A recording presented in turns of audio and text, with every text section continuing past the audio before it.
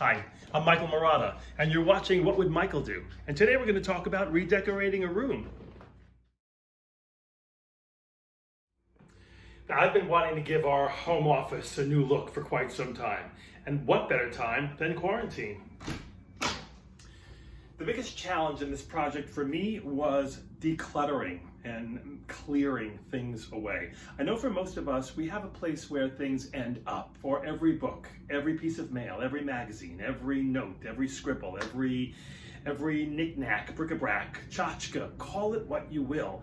This is where it ended up. So this room was cluttered. It also had a lot of charm, and I loved it.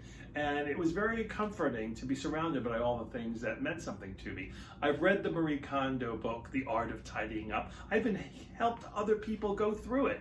But the point is that her idea is you must touch everything that you own and ask yourself the question, does this bring me joy?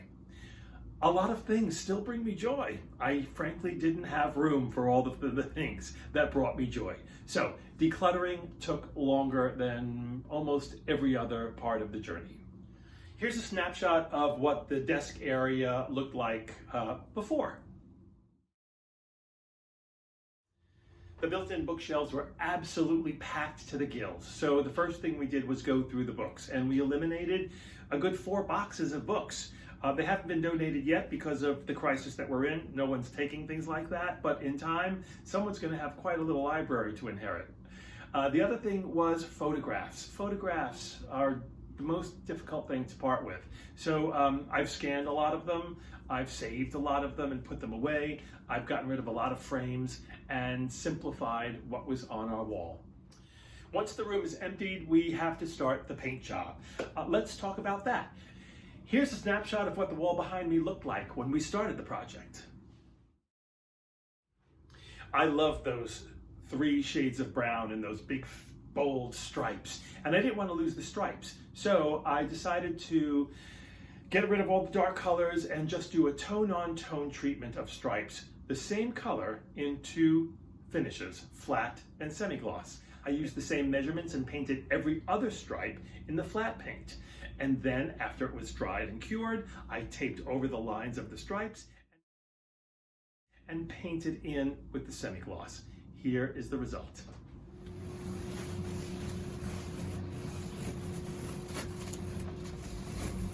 Woo! Success!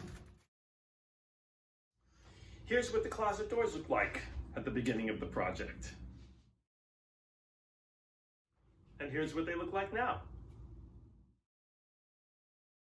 It's actually a very simple process, and it's a great way to add a bit of panache and dash to those simple sliding closet doors. So I'll take a couple of minutes and explain how I did it. Anyway, this is very thin batting, like, as thin as it can be. And I've measured rectangles and stapled them with the staple gun right up against the doors. And now I'm going to cover them with some fabric, just like they were before. But I've gone with a more monochromatic tone. And I happened to find this rather lovely tone-on-tone fabric in my basement with my other collection of fabrics. So I'm going to cut these to size and recover the doors and reinvent them.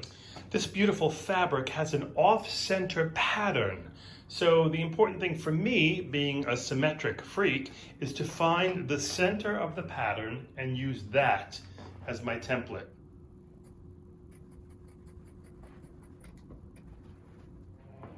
Now I'm taking the panels that I already cut out and I'm laying over the second piece of fabric so that I can be assured that my doors will match. And you can see this the minute you lay it on top of the existing fabric.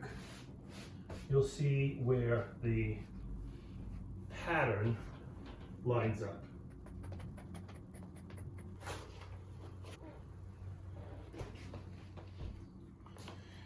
There we go. Now we have 2 sets of perfectly matched panels so that the right door will match the left. Call me crazy. It's gonna look beautiful. Okay, here goes. Now, I don't have any fancy power tools or anything like that. I have a simple, good old-fashioned staple gun and some confidence and some fabric. So always start at the very center of your top. pull it a little taut.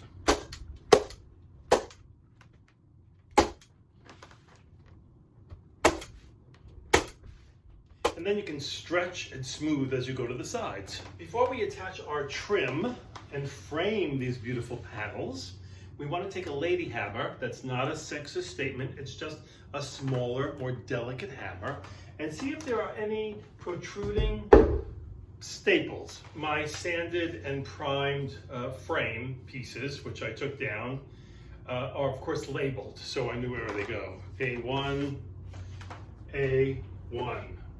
A2, A. I mean, it's really kind of simple when you come down to it. I'm using 1 1/4 inch wire brads. They don't really have a head on them, so they disappear pretty easily, and I can just cover them over with a little paint if I need to. And a little level will really help you at the very beginning to find your center.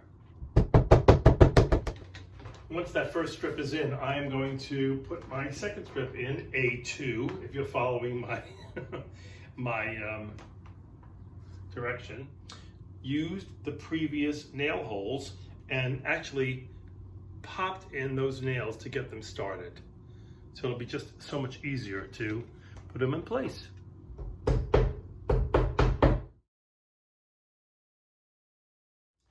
The large double desk is a focal feature in this room, and it too needed to be taken down a couple of notches. So here's what we did with that.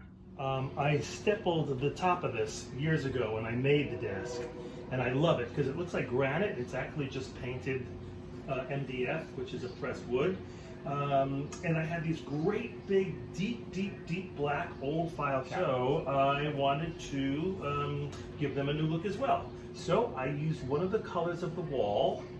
It's called pashmina. It's sort of a grayish, somewhere between gray and beige, like a taupe, which I love. And I added a little chalk powder to them to create a chalk paint so that the finish would be nice and smooth and wearable. I'm a little more concerned about the edge of this wearing down, which I also painted to match in the same color. It was a different, much darker brown. And I thought a coat or two of polyurethane would do the trick. That'll seal in the color and protect the finish.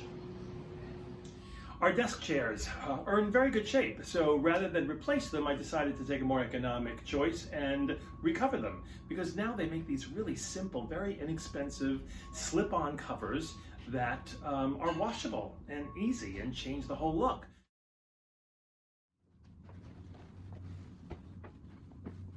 The window wall hasn't changed much. It still features my grandmother's 1917 foot-operated Singer sewing machine, and that serves as our plant stand.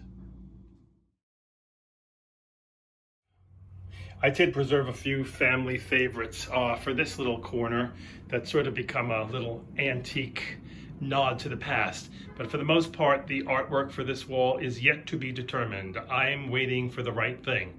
I stole this idea from a hotel I was in Philadelphia and added a picture rail to give us a little charm and a little style with a much darker ceiling. And then we carried that over to the wall with the closets. So I've got two tones on that one wall. I whittled this built-in down as much as possible. It's still a work in progress, but the real magic happens at nighttime. And finally, the beautiful old striped wool carpet in very deep, rich shades really had to be replaced with something light and airy to reflect the look of our new, clean, streamlined, bright and airy office. Well, that concludes the tour of our new home office. I hope you enjoyed it as much as I enjoy sitting in this fresh, clean, uncluttered new space. Do you need help organizing any of your spaces? Your office, your kitchen, your bedroom, your living room, your den? I'm free and available, and I've got nothing but time. If you haven't yet, please subscribe to this channel and share it, if you will, with anybody who you think might be interested in seeing it as well. And if you hit that little bell down there, you'll be reminded every week that there's another What Would Michael Do to View, should you care to tune in. Thanks again for watching. See you next time.